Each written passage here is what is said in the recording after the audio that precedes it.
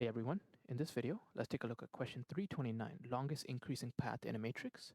This is part of our blind 75 list of questions, so let's begin. In this question, you're given an m by n integers matrix, so matrix array, which is m by n, and you want to return the length of the longest increasing path in matrix. From each cell, you can either move left, right, up, or down, and you cannot move diagonally or go out of bounds. Basically here, the longest path is 1, 2, 6, and 9. That's increasing. It looks like it has to be strictly increasing. We can see that this path has a length of 4, which we return here. And here it's 3, 4, 5, 6, similarly a length of 4. And at the minimum, actually, the path will be 1, right? So at the minimum, we can return a length of 1. Okay, so this is our basic like graph type, not graph, but like matrix type question. But we will use one of the graph type algorithms. Specifically, we can use DFS. But why did it come up with DFS? Well, usually when you see these types of problems, then a DFS is a good choice whenever you want to find the maximum something, the minimum something, especially when it relates to some sort of matrix or some sort of grid of numbers. So that's one thing. But another thing is it just makes sense, right? Like, for example, if we had like one over here, then I want to try to go as far as I can along this matrix to find out if I can maybe extend this one and form a longest path. So that's how kind of DFS comes to my mind. Now, this question, if you've done the number of islands question, you know that in that one we also did DFS, but one of the differences there was that we did not have to do DFS off of every single cell, right? In the number of islands question, we only did DFS from the islands themselves, basically wherever the entry was a 1. Here, we don't really have any of that like constraint, right? Here, it's not really clear to me that we can only do DFS from a specific location. Really here, we have to do DFS from all of these cells because there's nothing that tells me that, like only I can do DFS from one location. So in this case, I have to do DFS from every single cell. So that's something that's kind of different based on compared to like number of islands. Now, otherwise, if you just think about this question, it's not really that hard if you have done these types of questions before. So I know this question is labeled as hard, but if you've really done these types of questions before, then they often try to follow like the same sort of convention or the same sort of structure in terms of the code. But let's take a look at how this can work, right? So let's assume that we start off over here. Obviously, we won't start a DFS call from here. We'll start from over here. But let's just assume that we start from here. So then what can we do? Well, we know our minimum. At minimum, our answer will be 1, right? At minimum, our answer will be 1. What can we do? Well, from this location here, I can travel either up towards the 6, right towards the 1, or left towards the 2. Now, I don't necessarily know which one of these is going to give me the longest path, right? I don't even know if any of these are valid. For example, if I go to this side over here, this is not valid, right? Because basically I cannot form anything here. 1 and 1, this does not work. 1 and 6 work, 1 and 2 work, but 1 and 1 does not work. Okay, so we have that information. So we need to somehow check like to see if the path is even valid in the first place. And we'll talk about how we can do that. Let's say we go to the 2 here. Okay, if we go to the 2, then the 2 works. Okay, cool. Then the 6 also works. The 9 also works.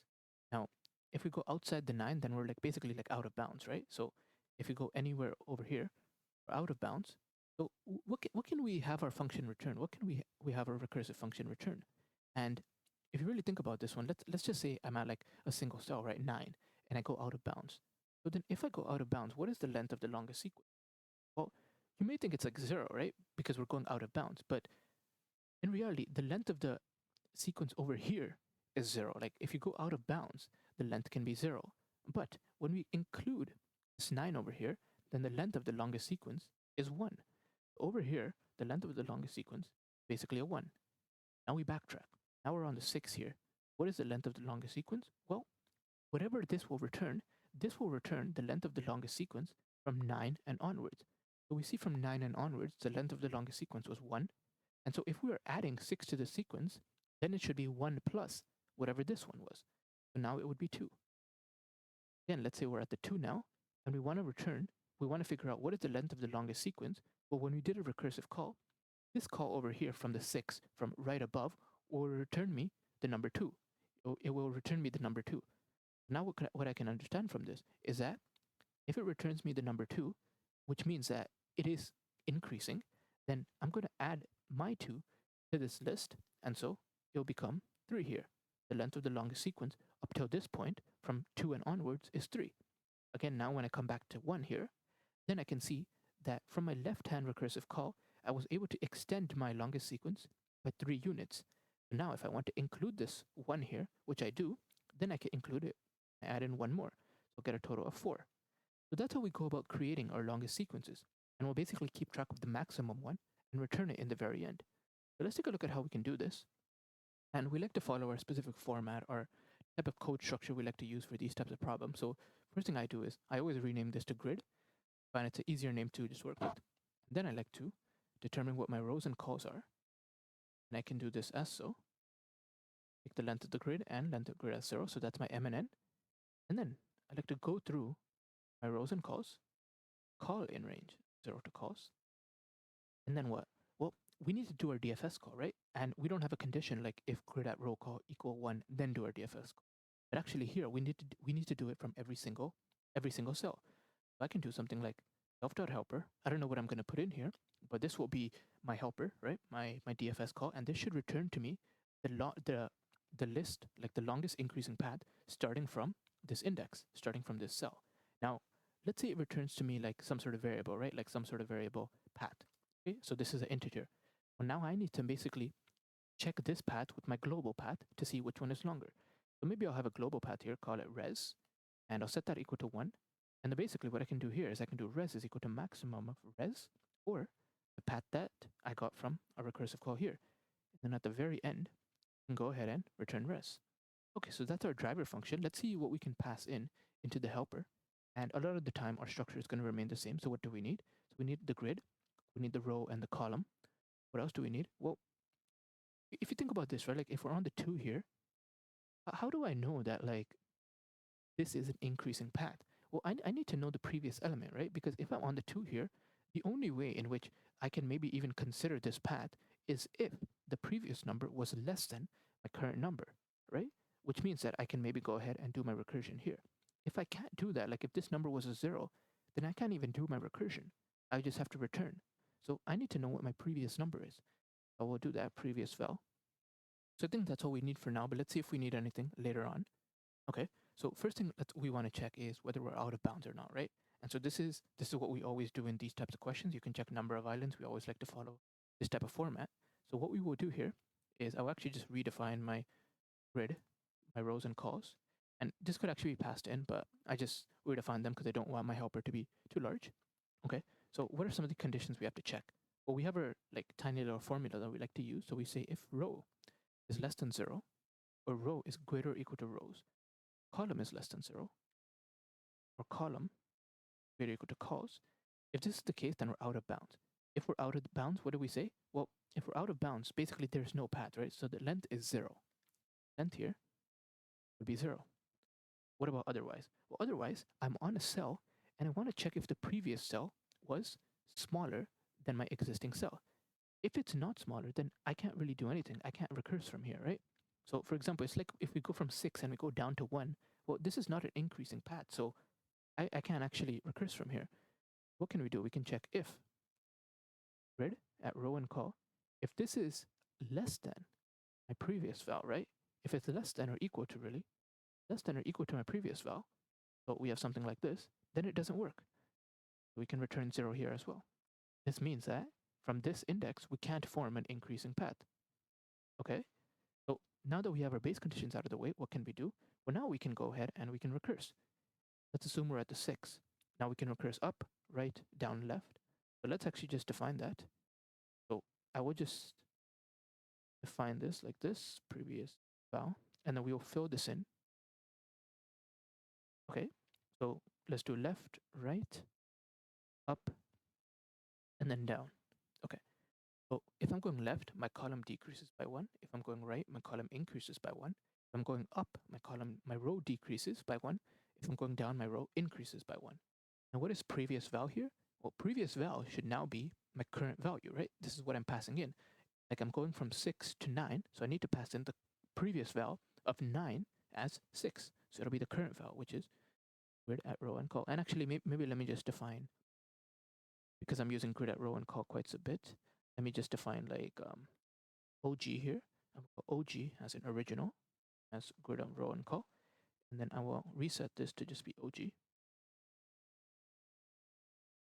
OG. Okay, perfect.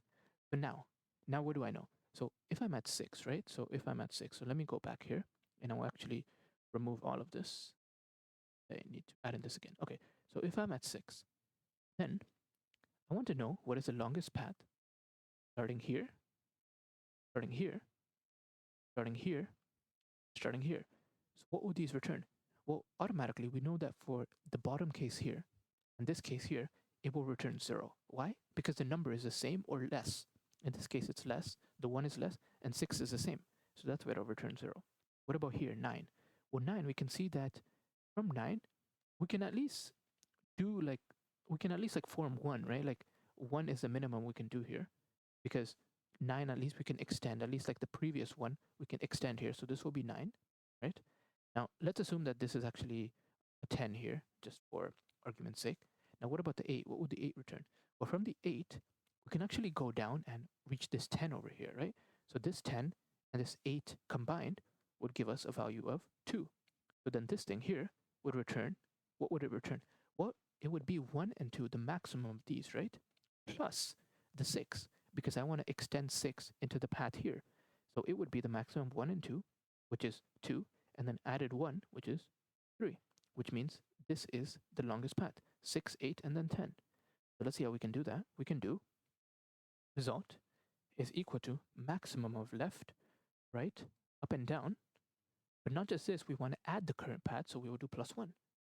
And that's pretty much all there is. And then we will return result to whatever the caller was, because this will return the maximum path at this specific index. So that's basically all we have. So now let's go ahead and run this. So we have grid, roll call, previous val. So what should I pass in as my previous val? Well, initially, I need to pass in something such that the number I'm currently on is greater than previous val. So what's a number that's everything is greater than? Well, it would be minus infinity, right? So minus infinity. So now let's go ahead and run this code on our test cases to see if we made any mistakes. Okay, so we haven't. So let's go ahead and submit this.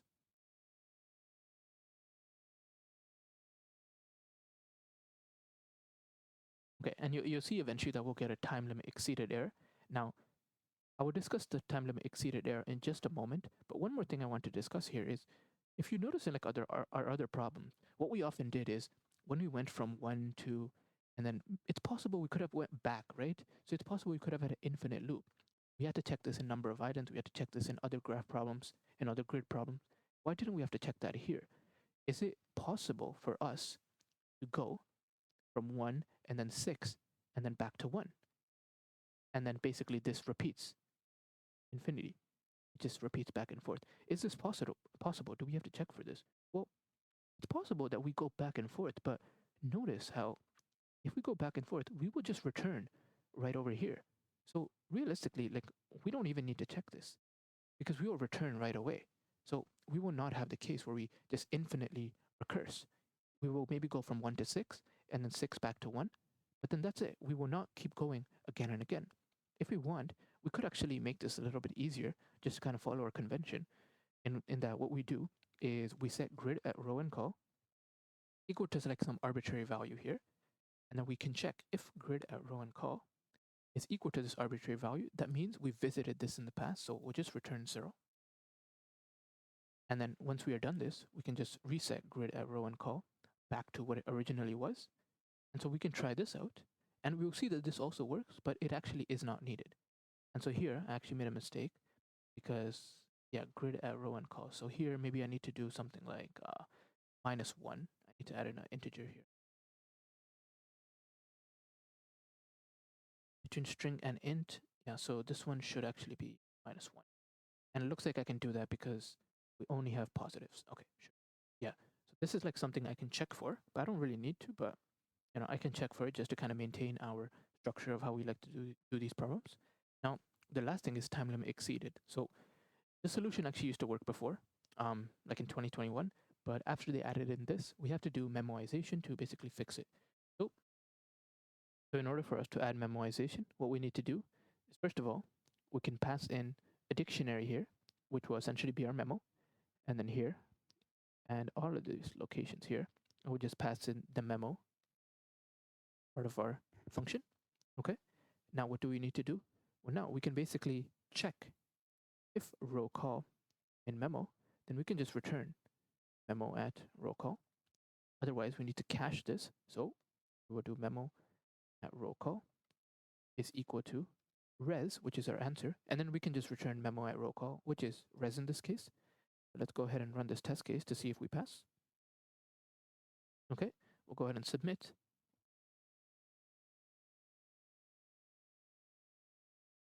And we can see that it's actually taking a little bit more longer than it needs to, right? It's taking about 4 seconds. So even after memoization, why is it so slow?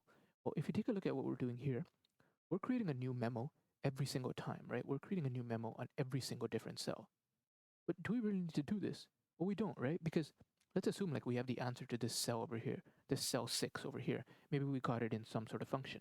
Well, if we have the answer to this cell over here, then that has to be the best answer, right? It has to be the best one because from our DFS call, we'll try to visit every single cell we can. So if this is the best call, if this is the best answer, then we don't need to create a new memo every single time. We can actually just create a global memo and just reuse that in subsequent cell calls. So we can do memo as dictionary here, and then we can see that if we do it now, it is much faster. So we should be able to finish it within less than 500 milliseconds, which we do. So that's one of the things that we should keep in mind for. If you can do memoization, make sure we don't create a new memo every time if you don't need to. Okay? So what is the time and space here? So the time, basically, we're just going through the entire grid, and you can see that memo would basically make us back out very early if we already know the answer. So you can think of it as worst cases like O of m times n, and kind of the same thing for the memo. In terms of the space complexity, it would also be O of m times m. Okay, thanks for watching.